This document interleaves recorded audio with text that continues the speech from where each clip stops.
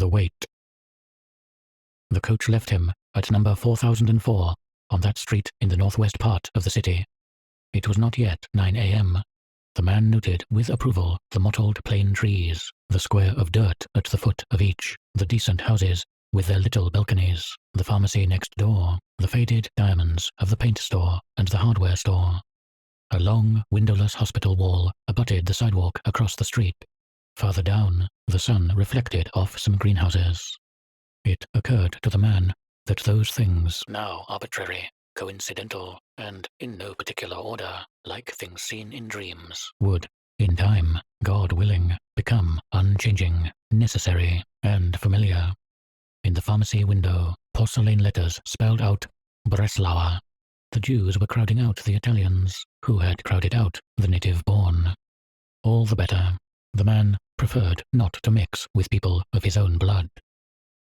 The coachman helped him lift down his trunk. A distracted, or weary-looking woman finally opened the door. From the driver's seat, the coachman handed the man back one of the coins, a Uruguayan 2-centavo piece that had been in the man's pocket since that night in the hotel in Melo. The man gave him 40 centavos and instantly regretted it. I must act so that everyone will forget me. I've made 2 mistakes. I've paid with a coin from another country, and I've let this man see that the mistake matters. Preceded by the woman, the man walked through the long entryway and on through the first patio. The room he'd reserved was, as good luck would have it, off the second patio, in the rear. There was a bed of ironwork that art had distorted into fantastic curves, suggesting vines and branches. There was also a tall pine chifforobe, a night table, a bookcase with books on the bottommost shelf, 2 mismatched chairs, and a washstand with its bowl, pitcher, and soap dish, and a carafe of cloudy glass. A crucifix and a map of Buenos Aires province adorned the walls. The wallpaper was crimson, with a pattern of large peacocks, tails outspread. The room's only door opened onto the patio. The chairs had to be rearranged to make room for the trunk. The tenant gave his nod to everything. When the woman asked him what his name was, he said Villari, not as a secret act of defiance, not to mitigate a humiliation that quite honestly he didn't feel, but rather because that name haunted him. He couldn't come up with another one.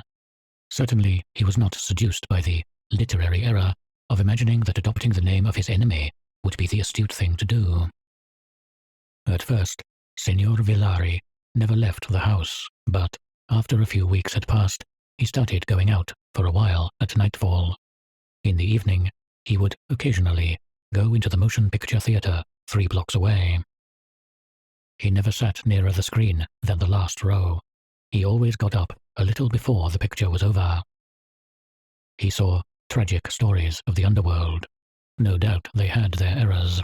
No doubt they included certain images that were also a part of Senor Villari's previous life. But he didn't notice the errors because the notion that there might be parallels between art and life never occurred to him. He docilely tried to like things. He tried to take things in the spirit they were offered. Unlike people who had read novels, he never saw himself as a character in a book. He never received a letter or even a circular, but with vague hopefulness, he read one of the sections of the newspaper. In the afternoon, he would draw one of the chairs over to the door and sit and sip gravely at his mate, his eyes fixed on the ivy that climbed the wall of the 2-story house next door.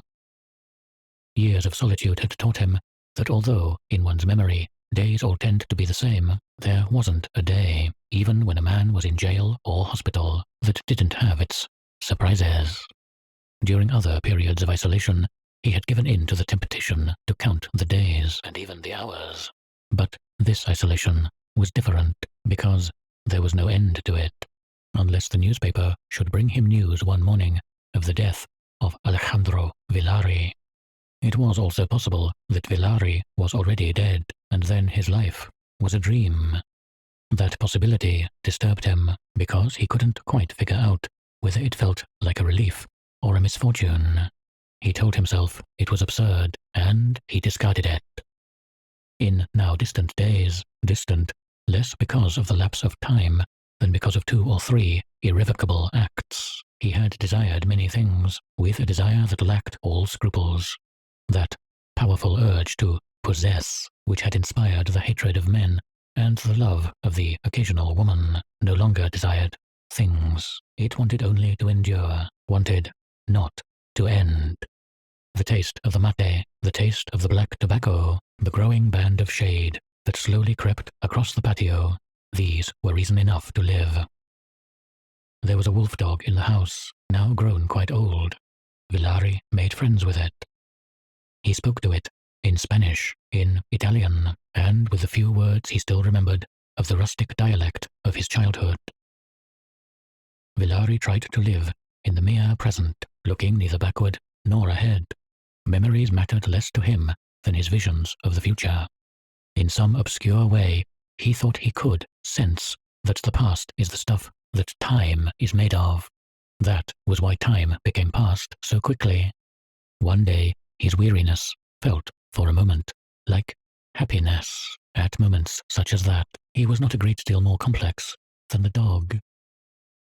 One night he was left, shocked, speechless, and trembling by a burst of pain deep in his mouth, striking almost at the heart of him. Within a few minutes, that horrible miracle returned, and then again toward dawn. The next day, Villari sent for a cab, which left him at a dentist's office in the neighborhood of Plaza del Once. There, his tooth was pulled. At the moment of truth, he was neither more cowardly nor more composed than anyone else. Another night, as he came back from the motion picture theater, he felt someone shove him. Furious, indignant, and with secret relief, he turned on the insolent culprit. He spit out a filthy insult. The other man, dumbfounded, stammered an apology. He was a tall young man with dark hair. On his arm was a German-looking woman. That night, Villari told himself many times that he didn't know them. Still, 4 or 5 days went by before he went out again. Among the books in the bookcase was a Divine Comedy with the old commentary by Andreoli.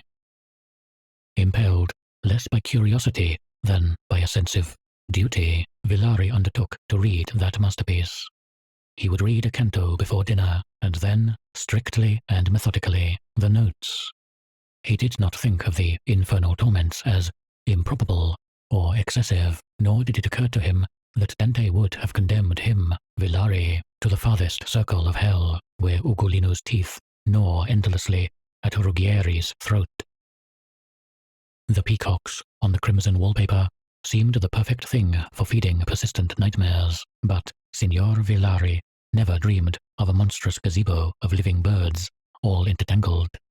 In the early morning hours, he would dream a dream of unvarying backdrop, but varying details. Villari and the 2 other men would come into a room with revolvers drawn, or he would be jumped by them as he came out of the motion picture theater, or they, all 3 of them at once, would be the stranger that had shoved him, or they would wait for him, sad-faced, out in the courtyard, and pretend not to know him. At the end of the dream, he would take the revolver out of the drawer in the nightstand that stood beside the bed, and there was a gun in that drawer, and fire it at the men. The noise of the gun would wake him, but it was always a dream, and in another dream, the attack would occur again, and in another dream, he would have to kill them again. One murky morning in July, the presence of strange people, not the sound of the door when they opened it, woke him. Tall in the shadowy dimness of the room, oddly simplified by the dimness. In the frightening dreams, they had always been brighter, motionless, patient, and watching, their eyes lowered, as though the weight of their weapons made them stoop-shouldered. Alejandro Villari and a stranger had at last caught up with him. He gestured at them to wait, and he turned over and faced the wall, as though going back to sleep. Did he do that to awaken the pity of the men that killed him, or because it's easier to endure a terrifying event than to imagine it, wait for it endlessly, or, and this is perhaps the most likely possibility, so that his murderers would become a dream, as they had already been so many times, in that same place, at that same hour. That was the magic spell he was casting when he was robbed out by the revolver's fire.